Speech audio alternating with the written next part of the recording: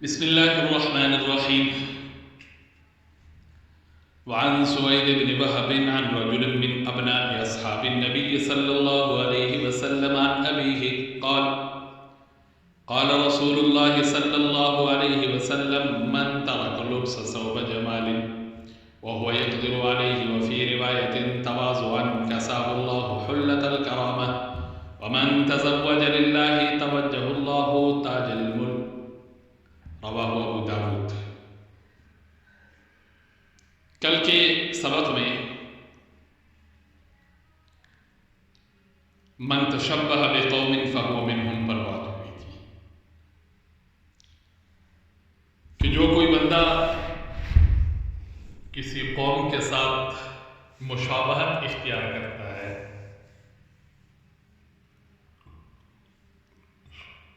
اور مشابہت کی پھر دونوں صورتیں ہوتی ہیں.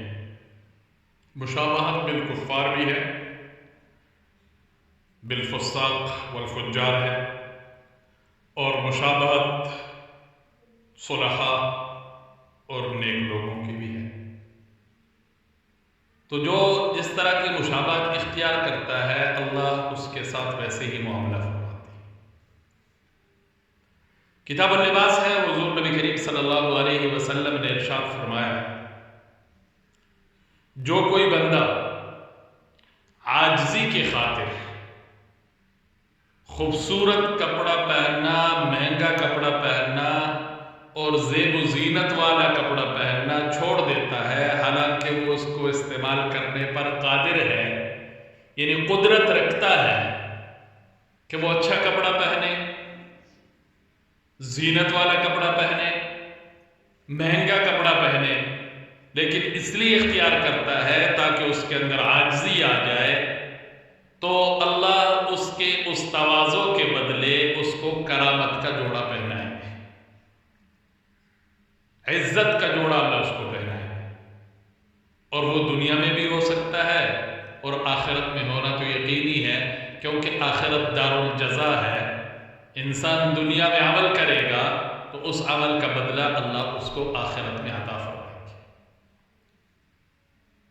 فَمَن يَعْمَلْ مِثْقَالَ ذَرَّةٍ خَيْرًا يَرَهُ وَمَن يَعْمَلْ مِثْقَالَ ذَرَّةٍ شَرًّا يَرَهُ. دونوں صورتوں کو اللہ نے بیان فرمایا کہ اللہ کی ذات کی خاطر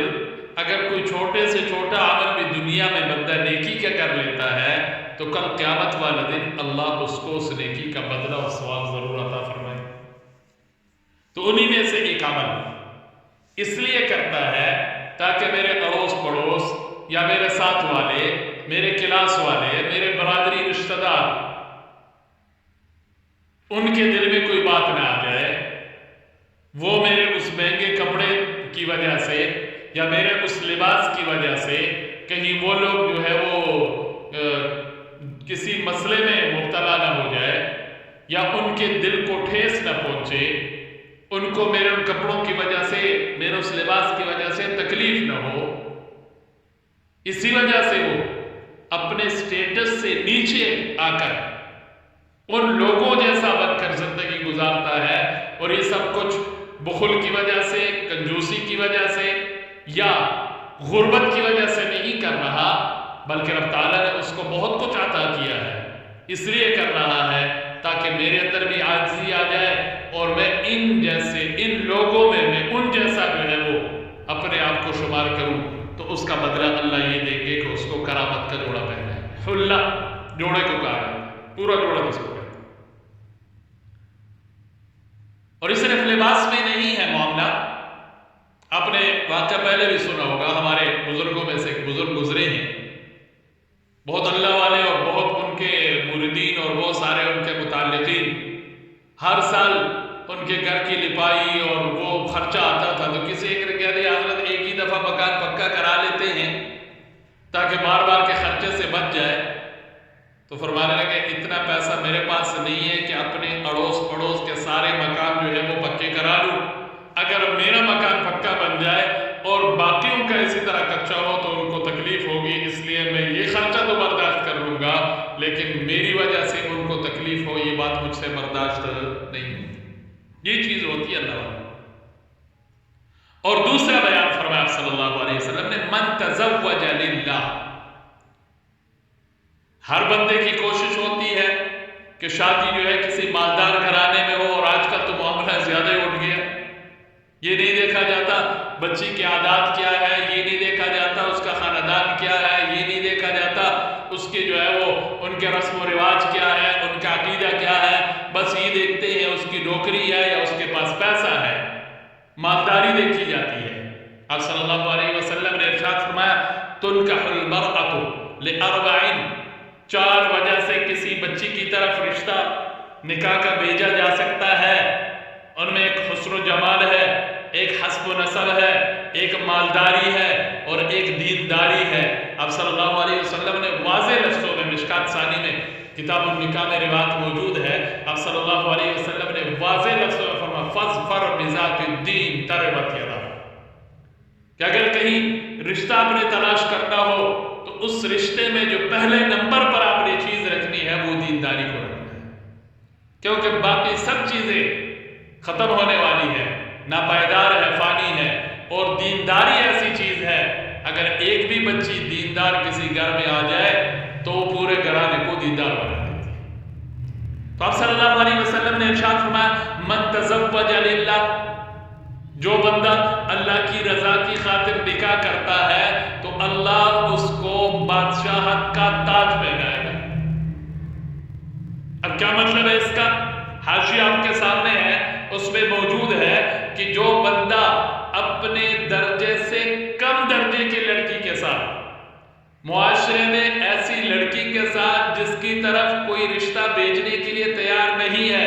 ان کے غربت کی وجہ سے یا ان کے خاندانی وہ نظام کے کمزور ہونے کی وجہ سے یا ان کی کسی اور وجہ سے، کیونکہ عام ہمارے معاشرے میں ایک چیز چل پڑی ہے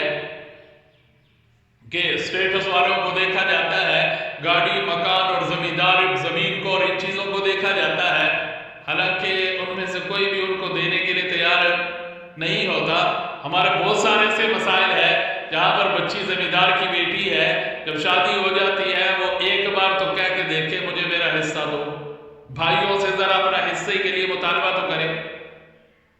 وہ ناطہ توڑ دیتے ہیں، رشتہ توڑ دیتے ہیں، بات کرنا چھوڑ دیتے ہیں، گھر آنا جانا چھوٹ جاتا ہے۔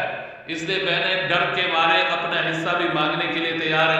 نہیں ہوتی، اور اوپر سے کہہ دیتی ہے ایسے بھائیوں کو معاف کرتا ہوں، وہ معاف کوئی نہیں ہوتا، ان کو ڈر ہوتا ہے کہ والدین ویسی دنیا سے جا چکے ہیں، اب اگر بھائیوں سے میں نے حصہ مانگ لیا تو بھائی ناراض ہو جائیں گے اور پھر میں کہیں کی نہیں رہوں گی، نہیں، اس لیے وہ بیچاری جو ہے وہ بیٹھ جاتی ہے اور ہاتھ دھو بیٹھتی ہے اپنے حصے سے، بلکہ اپنے خود دستبردار ہوتی ہے۔ تو یہاں پر وہ فضیلت بیان ہوئی ہے من تزوج للہ،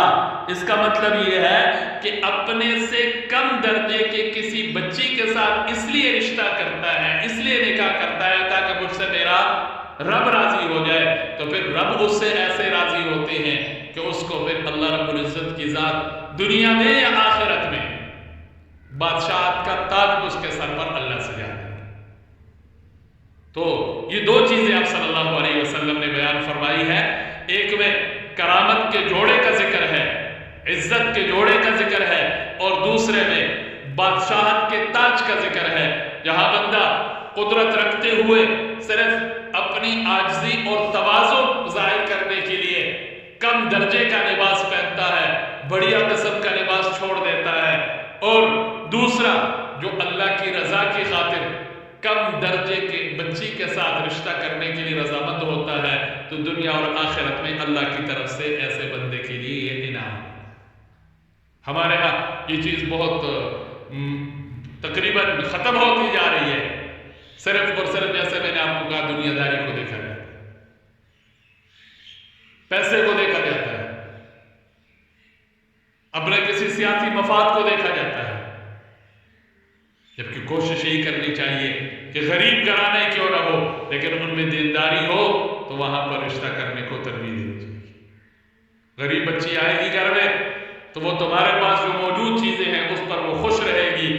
اس پر وہ صابر رہے گی اور وہ اپنے مقدر پر ناز کرے گی، اور اگر کسی بڑے درجے کے یا مالدار قسم کے لے کے آ گئے ہو پھر ان کے ناز اور نخرے اور وہ چیزیں پھر نہ ہم سے پورے ہوں گے، نہ پھر ہم برداشت کریں گے، پھر معاملہ جو ہے وہ خراب ہو جاتا ہے اور وہ رشتہ جو ہے وہ پھر اس کا انجام کوئی اور ہوتا ہے۔ اس لیے کوشش کرنی چاہیے اس بارے میں، اور حدیث میں جو ہم نے پڑھا ہے اس پر اللہ کرے ہم سب کو اللہ عمل کی توفیق نصیب فرمائے۔